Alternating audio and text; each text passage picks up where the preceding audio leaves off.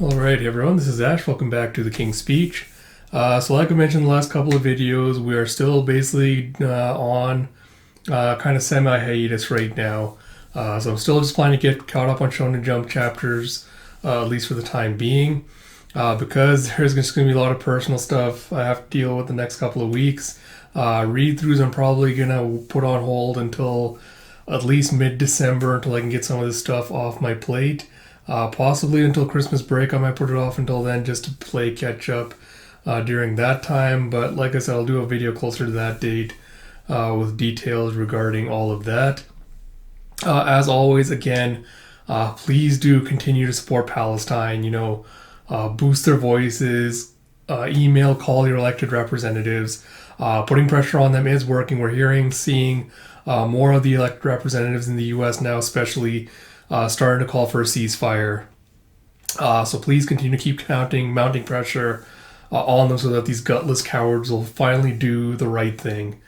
But yeah, it's just, honestly, that's been partly why it's just been so hard for me to try to do read-throughs and stuff for the channel again. Because I've just been kind of running the gamut from feeling, indescribable rage to just indescribable sadness at what the Palestinians have to go through right now. So yeah, it really just mental health wise, it just hasn't really been conducive to kind of doing longer videos and things like that, and that's why I'm kind of doing in shorter bursts. But yeah, please do continue to speak on, support them. Like I said in the last channel update video I did, I put down resources and stuff down below in the links for that. I'll do the same in this video, in the video description for this below. But please continue doing whatever else you can. Apart from that, so with regards to the Spy Family chapter, normally I wouldn't do a video on chapters like this because Endo-san is on break right now. This is one of those special illustration kind of short chapter things, and usually I just kind of read this on my own. I wouldn't really do a video on it. But there's something in this chapter that kind of piqued my interest, so I just want to talk about it a little bit. This might absolutely might be me reading too much into things, but I'm going to go back and reread the manga the next couple of weeks before the next chapter drops to kind of see if I am potentially reading into this, or if this is hinting at kind of something larger within the story in the series. So we'll see about that. It's mainly why I want to do this video today. Apart from that, I will get around to the latest chapters of Akane Banashi today as well. Kaiju is also on hiatus until I think mid-December, so look forward to that series returning when it does. I think we're going to get a new Goku Rakugai chapter in the next week or so that should be something to look forward to. So a lot of good content will be coming your way. And right now, more than ever, if you do like my content, if you want to continue to show me your support, please do continue to like, comment, subscribe, all that good stuff. Like I said, it really, really does mean a lot to me to know people like my content. They like my videos, they want to see more of it. It really does mean a lot to me. It really does help motivate me. So if you'd like to do that, that would be greatly appreciated. But without further ado, let us kind of quickly talk about Spy Family, chapter 90.1. And I have to say, this is a very heartbreaking special illustration because you have Anya. I assume this is supposed to be the orphanage that she was in, but she's it's very, very dark. You see her, staring at her with her little stuffed lion there. And you see a bunch of abandoned toys and bookstores, this little hallway leading right up to the front doors. It's just it's a very stark illustration. Usually these ones are I feel the cover pages illustrations for these special chapters are lighthearted, more fun. But this one is kind of a stark contrast to that. But we have a short Mission 11 by Tetsuya Endo with translation by AK and lettering by JB. Did they get a new translator and editor for this? Huh. But you have around the time Anya first enrolled at Eden Academy, you have Papa. I was I want one of those name tag things for my room too.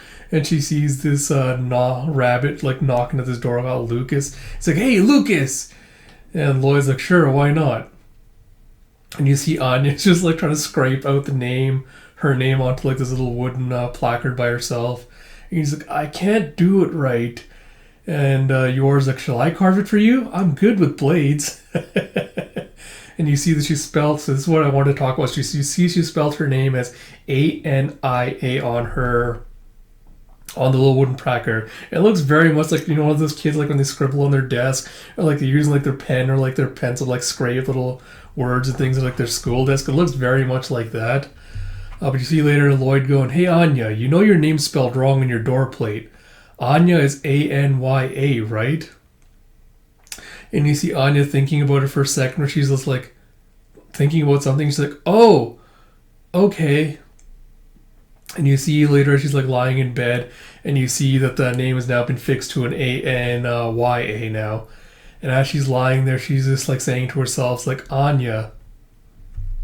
So like, there's two things that kind of stood out to me about this chapter. Like, one could be like, so the first kind of like implication or whatever regarding this chapter could be like, oh, like Lloyd, like Lloyd, isn't his real name, like he's made up a fake name for like his whole spy persona, whatever.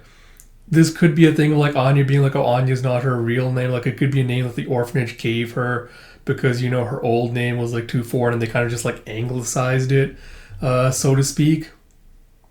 So it could be that being like her being like, oh, Anya spelled like Anya, and her just being like thinking about it. That's why she's got like a whole moment of like where she's like thinking about it, like looking at him being like, oh, spelled like that. But the reason I was thinking about this, where she's just like doing the thing like, okay, and later when she's lying in bed, she's like kind of like spelling out or saying her name to herself, was back in chapter 42. We have the whole thing where she's like trying to do really good on the test, and she like messes it up, and like Lloyd's just like berating her having like done so badly on these tests and like her academics still.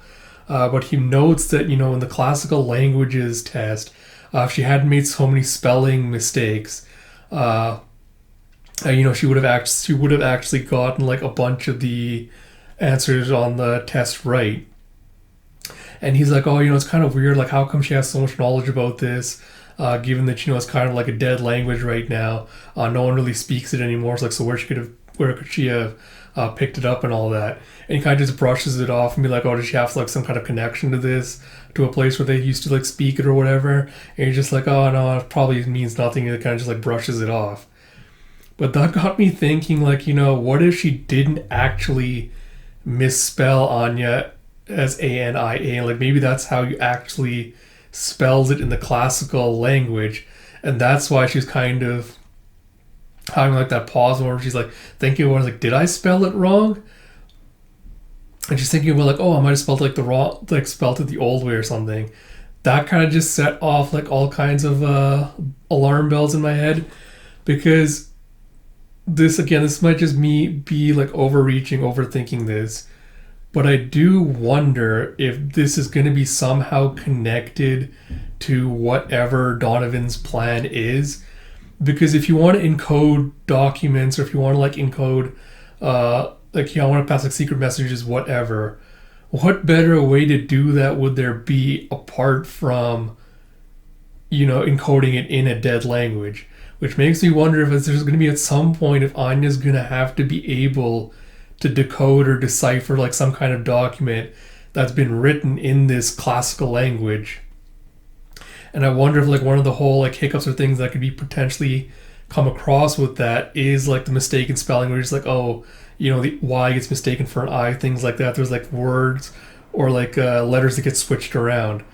I feel like that could be a very potential like interesting little plot twist or gimmick that shows up in the future in the series.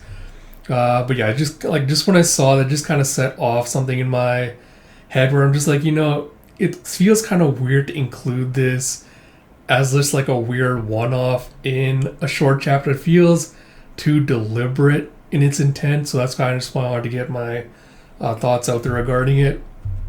We'll see what happens with that, because I don't remember like how many details or stuff we got regarding the whole like psychic program, whatever experimentation that Anya was under when she was a kid. And I wonder if it's related to Desmond. So I'm just really, really curious about that, because again, like, too much in this chapter felt deliberate.